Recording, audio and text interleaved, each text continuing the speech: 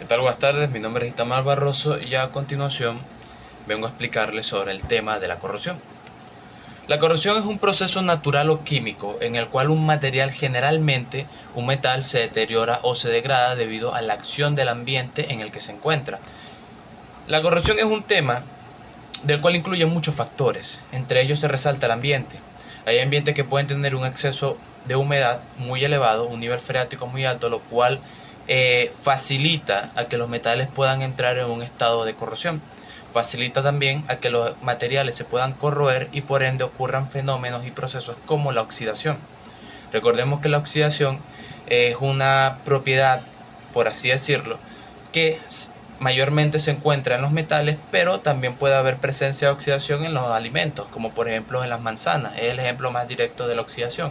Al momento en que picas una manzana, la dejas un rato a la intemperie, puedes notar cómo se crea una capa de óxido. Simplemente es un proceso natural en ese alimento, en esa fruta, por así decirlo, que es simplemente una capa protectora que se crea para proteger a la manzana internamente una vez que está sido picada.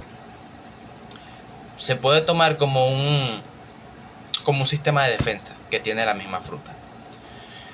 Ok, estos procesos pueden ser causados por diferentes factores, como la exposición al oxígeno, a la humedad o a procesos químicos corrosivos, entre otros.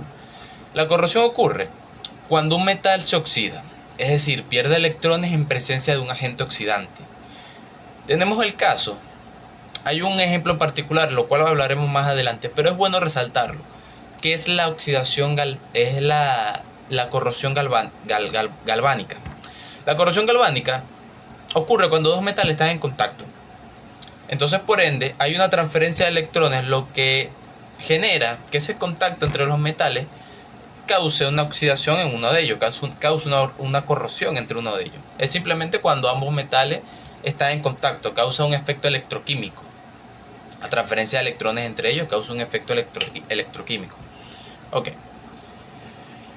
Recordemos entonces que para que se dé la oxidación, tienen que haber factores, y eso se denominan agentes, o sea, tiene que haber un entorno, un ambiente, una condición ideal para que haya una corrosión. Entonces ahí es donde entran en juego los agentes oxidantes. Prácticamente los agentes oxidantes son una sustancia, es una sustancia química que provoca una reacción de oxidación en otra sustancia. Es decir, provoca la pérdida de electrones de la otra sustancia. Entre los agentes oxidantes, o sea, que facilitan la oxidación, tenemos el oxígeno, el peróxido de hidrógeno, que es simplemente el agua oxigenada. Tenemos los halógenos como el cloro, el yodo, inclusive el alcohol que se utiliza para tratar heridas en el hospital. Si se aplica a un metal, puede causar una oxidación mucho más rápida que dejando el metal al aire libre. El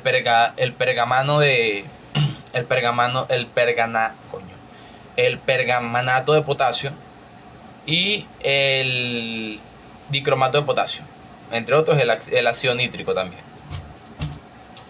Cuando hablamos también, al momento de mencionar el límite de grano, es muy importante resaltar lo siguiente. El límite de grano es una propiedad que tienen los metales, sobre todo los metales, y se toma en consideración a la hora de hablar de la corrosión, porque mientras más pequeña sea el tamaño del grano en el metal, mayor será la resistencia y la dureza del material.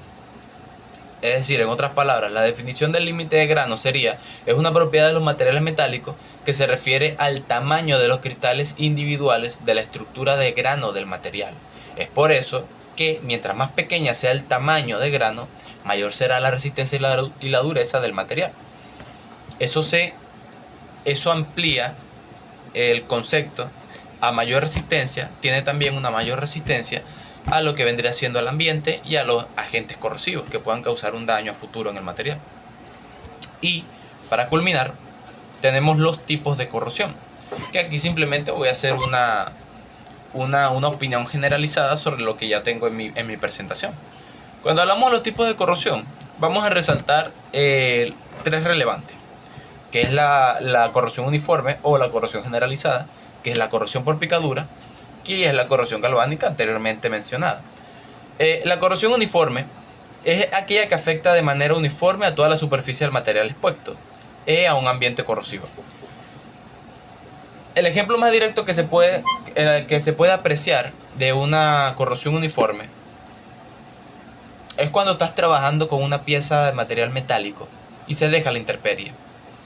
Se puede notar que por las bajas temperaturas de la noche y por aquellos fenómenos que nosotros conocemos como rocío, y al estar expuesta a la brisa, a las bajas temperaturas, a esa pequeña porción de agua que nosotros denominamos rocío, crea una capa de óxido en toda la superficie del metal. Prácticamente lo torna de un color cobrizo, como si fuera cobre. Eso lo podemos denominar una corrosión uniforme.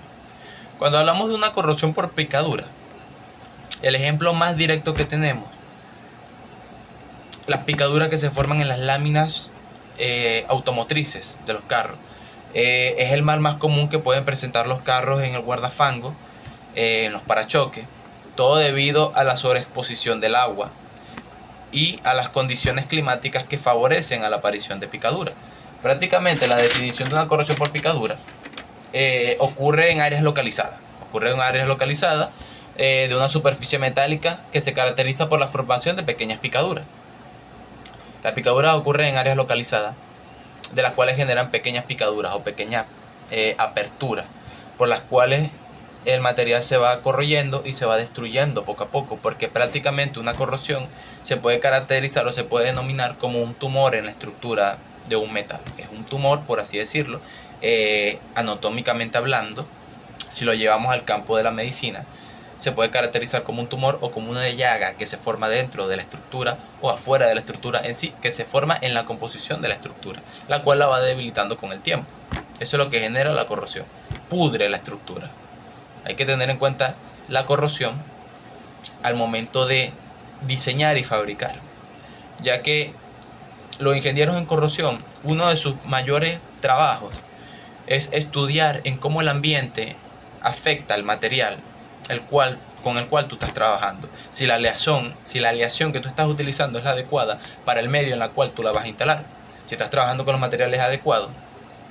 Si estás trabajando con los materiales adecuados. No es lo mismo trabajar en un clima de montaña a trabajar en un clima de playa. Recordemos que los climas de playa, como por ejemplo las costas del complejo criogénico José Antonio Anzoátegui, es un clima de playa que tiene una alta concentración de sal en el ambiente. Y recordemos que la sal es un factor que puede acelerar la corrosión y por ende la oxidación de los metales.